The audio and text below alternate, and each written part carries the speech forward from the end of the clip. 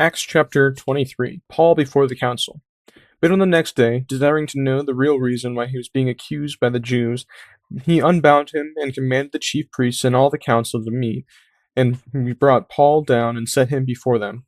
And looking intently at the council, Paul said, "Brothers, I have lived my life before God in all good conscience up to this day." And the high priest Ananias commanded that those who stood by him to strike him on the mouth. Then Paul said to him, "God is going to strike you, whitewashed wall. Are you sitting to judge me according to the law, and yet, contrary to the law, you ordered me to be struck?"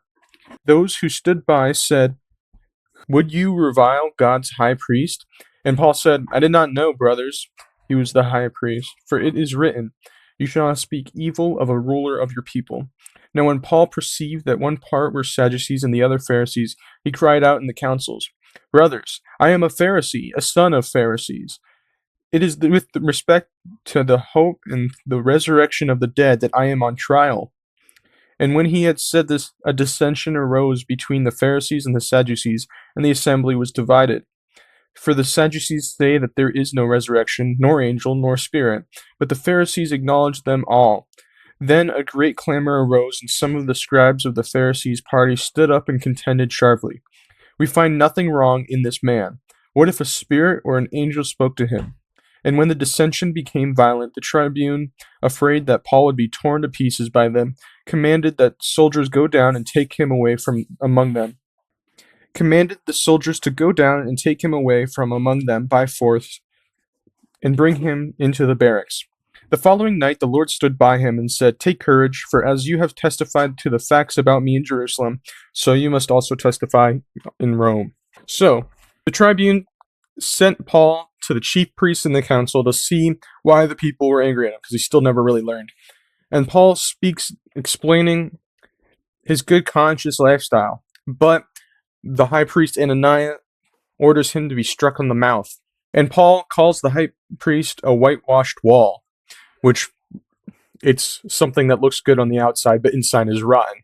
And when Paul sees that one side was Sadducees and the other Pharisees, he explained that he was a Pharisee. He used to be a Pharisee, and this was a way to appeal to ethics and to be on their side. And he claims that it's because of hope of resurrection that he is on trial. Now, the Sadducees did not believe that. They didn't believe in the resurrection or angels or spirit. So the tribune took Paul away because a fight had started between them. It was so great that they thought they were going to tear Paul to pieces. A plot to kill Paul. When it was day, the Jews made a plot and bound themselves by an oath neither to eat nor drink till they had killed Paul. There were more than 40 who made this conspiracy. They went to the chief priests and elders and said, "We have strictly bound ourselves by oath to taste no food till we have killed Paul. Now therefore you, along with the council, give notice to the tribune to bring him down to you, as though you were going to determine his case more exactly, and we are ready to kill him before he comes near." Now the son of Paul's sister heard their ambush, so he went and entered the barracks and told Paul. Paul called one of the centurions and said, "Take this young man to the tribune, for he has brought something to tell him." So he took him and brought him to the tribune and said, "Paul the prisoner called me and asked me to bring this young man to you, as he has something to say to you." The tribune took him by the hand and, going aside, asked him privately, "What is it that you have to tell me?" And he said, "The Jews have agreed to ask you to bring Paul down to the council tomorrow, as they were going to inquire something more closely about him. But do not be persuaded by them, for more than 40 of their men are lying in ambush for him, who have bound themselves by oath neither to eat nor drink till they have killed him. And now they are waiting for your consent." So the tribune dismissed the young man, charging him, "Tell no one that you have informed me of these things." So the Jews made an oath not to eat or drink till they killed Paul.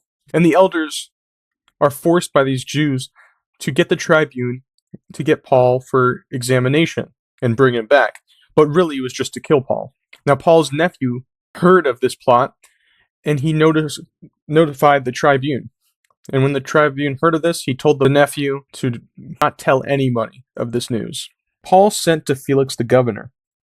Then he called 2 of the centurions and said, "Get ready 200 soldiers, with 70 horsemen and 200 spearmen, to go as far as Caesarea at the 3rd hour of the night. Also provide mounts for Paul to ride and bring him safely to Felix the governor. And he wrote a letter to this effect: Claudius Lysias, to His Excellency the Governor Felix. Greetings. This man was seized by the Jews and was about to be killed by them, when I came upon them with the soldiers and rescued him.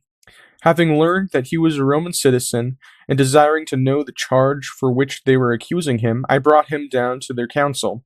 I found that he was being accused about questions of their law, but charged with nothing deserving death or imprisonment. And when it was disclosed to me that they would be a plot against the man, I sent him to you at once, ordering his accusers also to state before you what they have against him. So the soldiers, according to their instructions, took Paul and brought him by night to Antipatris. And the next day they returned to the barracks, letting the horsemen go on with him. When they had come to Caesarea and delivered the letter to the governor, they presented Paul also before him.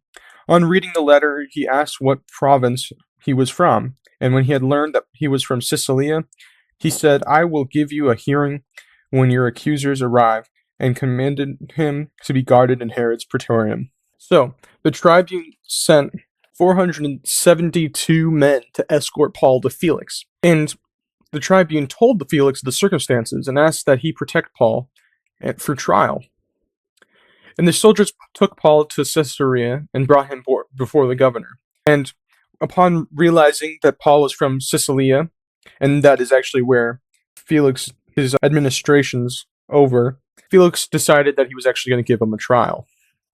And then verse 35, I'm going to reread it. He said, I will give you a hearing when your accusers arrive. And he commanded him to be guarded in Herod's praetorium. So a praetorium is like a headquarters of a Roman general.